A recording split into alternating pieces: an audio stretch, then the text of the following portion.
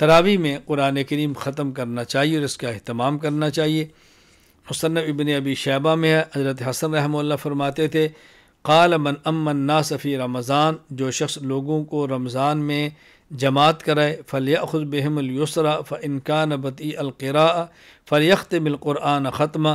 تو وہ فرماتے کہ وہ لوگوں کے ساتھ آسانی کا معاملہ کرے، اگر قرأت آہستہ پڑھتا ہے تو ایک قرآن ختم کرے، وإن کان قراءۃ بین ذلک، تھوڑی رفتار تیز ہے تو 1.5 قرآن ختم کرے، فختمۃ ونصفہ، وإن کان سریع القراءۃ فمرتین، اگر اس کی رفتار زیادہ ہے، اچھی طرح قرآن مزید پڑھ سکتا ہے تو وہ 2 قرآن کریم ختم کرے۔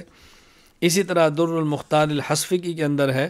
امام محمد بن علی حصفی فرماتے ہیں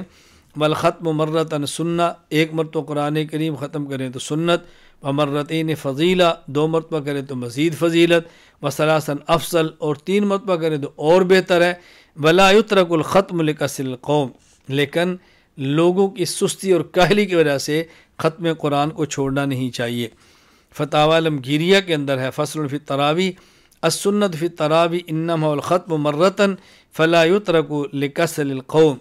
ایک مرتبہ قرآن کریم کو مکمل کرنا سنت ہے، لوگوں کی سستی کی وجہ سے اس کو چھوڑنا نہیں چاہیے۔